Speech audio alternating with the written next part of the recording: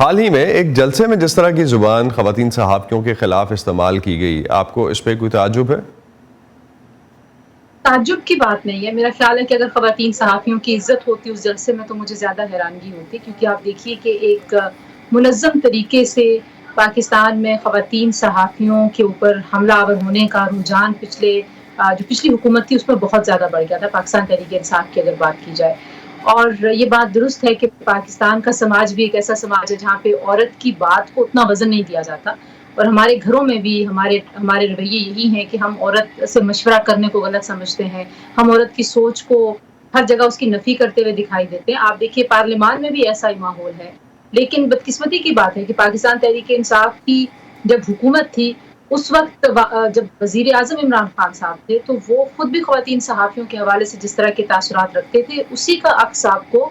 گزشتہ روز جو ان کا جلسہ تھا ان کی جماعت کا وہاں پر نظر آیا. تو مجھے ایسا لگتا ہے کہ یہ ایک ایسی کوشش ہے کہ خواتین صحافیوں کو نہ صرف جو کام کر رہی ہیں ان کو ہراساں کیا جائے، ان کو خطرات سے دوچار کیا جائے، بلکہ ساتھ ہی ساتھ آپ یہ بھی دیکھیے کہ ایک سیاسی لیڈر کو یہ بھی سوچنا چاہیے کہ صحافت ایک ایسا شعبہ ہے جہاں پر کچھ نئی خواتین نے بھی آنا ہے. وہ بچیاں جو آج کل یونیورسٹیوں میں زیر تعلیم ہیں، جنہوں نے میڈیا کو ایک سبجیکٹ کے طور پر لیا ہوا ہے، ان کے لیے بھی آپ کیسا راستہ بنا رہے ہیں اور ان کو آپ کس طرح سے یہ باور کرا رہے ہیں کہ اگر آپ صحافی بنیں گی، اگر آپ کا ایک نظریہ ہوگا، سوچ ہوگی، آپ اس سوچ کا اظہار کریں گی، آپ کہیں پر بھی اختلاف رائے کریں گے، اور بالخصوص اگر آپ کسی کے سیاسی ایجنڈے سے کہیں بھی اختلاف کرتی ہیں اور آپ خاتون ہیں تو پھر آپ پر اس طرح کے حملے ہوں گے. تو تنزیلہ، ورکنگ وومن کی جہاں تک ہم بات کرتے ہیں، کیا پاکستانی معاشرہ ایسا ہی ہے؟ جی ایسا ہی ہے، کیونکہ پاکستان میں دیکھیے خواتین دو طرح کی جنگیں لڑتی ہیں. ایک تو آپ کو اپنے گھر میں یہ باور کرانا ہوتا ہے کہ میں جاب کر سکتی ہوں. دوسرا جب آپ کسی روزگار میں چلی جاتے ہیں، کوئی بھی شعبہ آپ جوائن کر لیں، صحافت کا شعبہ ظاہر ہے اس کے چیلنجز مختلف ہیں، وہ مردوں کے لیے بھی مختلف ہیں، لیکن کسی بھی شعبے میں خاتون ہوتی ہے اس کو اپنے آفس میں، اپنے دفتر میں اپنے آپ کو منوانے کے لیے بھی ایسی ایک جدوجہد کرنی پڑتی ہے، ایک جنگ لڑنی پڑتی ہے کہ میرے میں قابلیت ہے، میرے میں اہلیت ہے، مجھے صرف ایک عورت اور میری صنف کی وجہ سے نہ دیکھا جائے، مجھے صرف اس وجہ سے نہ پرکھا جائے کہ میں نے میک اپ کیا ہوا ہے، میں نے اچھا لباس پہنا ہوا ہے. اور آپ دیکھیے کہ اس قدر ہمارے ہاں منافقت ہے. مرد حضرات بھی تیار ہوتے ہیں، ظاہر ہے ٹی وی کی اپنی ایک ریکوائرمنٹ ہے، لیکن آپ مردوں کے اوپر اس طرح کے حملے ہوتے ہوئے نہیں دیکھتے. خواتین کے جسم کے حصوں پہ بات ہوتی ہے، ان کے میک اپ پہ بات ہوتی ہے، ان کے بالوں پہ بات ہوتی ہے. مطلب ہم کسی بھی موضوع پہ بات کر رہے ہوں تو لوگ آ کے کہتے ہیں کہ پہلے اپنی ڈی پی تو دیکھو، پہلے اپنی شکل تو دیکھو، پہلے اپنا تو منہ تنزیلہ، دیکھو. ایک چیز جو آپ ریفر کر رہی ہیں جس پیٹرن کو، پاکستان میں پروفیشنل یا ورکنگ وومن جو ہے اس کے مسائل اور میڈیا میں کام کرنے والی خواتین کے مسائل کیا مختلف ہیں؟ ان کی ہیرسمنٹ مختلف ہے، وجوہات مختلف ہیں؟ جی مختلف ہے، کیونکہ ہم ظاہر ہے ایک بہت عوامی جگہوں پر ہم پائے جاتے ہیں، ہمارا ایک چہرہ ہے، ہمارا ایک نام ہے، لوگ ہمیں پہچانتے ہیں. جتنی بھی خواتین صحافی ہیں ان کی مجبوری ہے، ان کو سوشل میڈیا پر ہونا چاہیے، اور ضروری بھی ہے. مجھے لگتا ہے کہ سوشل میڈیا پر آپ کی پریزنس ہونی چاہیے، کیونکہ آپ کو پتہ ہے کہ ہمارے یہاں آج بھی اگر ہم سیاسی کامنٹری کرنے والی خواتین کو دیکھیں تو ہمارے مین اسٹریم میڈیا پہ بہت کم تعداد میں خواتین کو وہ اسپیس ملی ہے کہ وہ پینل پہ آپ کو نظر آئیں، وہ ریاستی معاملات میں گفتگو کرتی بھی آپ کو نظر آئے. چند خواتین کو ایسی جگہ ملی ہے، لہٰذا سوشل میڈیا ہی ایک ایسا پلیٹ فارم ہے جہاں پر خواتین کو ریاستی امور میں، سیاسی امور میں، معاشی امور میں رائے دینے کے لیے جگہ ملی ہے. تو جب خواتین صحافیوں کو لوگ دیکھتے ہیں، دیکھیے ہماری جو آن لائن دنیا ہے ہماری آف لائن دنیا سے مختلف نہیں ہو سکتی. اگر میں یہ توقع رکھوں کہ وہ آف لائن دنیا جہاں پہ آپ گلی میں کھڑے ہو کے، سڑک کے کنارے کھڑے ہو کے ایک عورت کو چھیڑتے ہیں، جہاں آپ کسی بے ہوش عورت کو ریپ کر دیتے ہیں، تو آن لائن دنیا میں آ کے آپ بالکل مہذب ہو جائیں گے، تو شاید یہ ممکن نہیں ہے. اس طرح کا کوئی خیال مجھے آتا بھی نہیں ہے. تو لیکن کم بیسیکلی سے کم جو اسکرین یا جو انڈرسٹینڈنگ یا جو ریکگنیشن آف دا فیس ہے وہ بھی ایک رول پلے کرتی ہے. تو پاکستان میں خواتین صحافیوں کو جب ہم ہراساں کرنے یا دھمکانے کے واقعات دیکھتے ہیں، اور پیٹرن پچھلے 4 سال کا اگر دیکھتے ہیں تو مسلسل بڑھ رہے ہیں.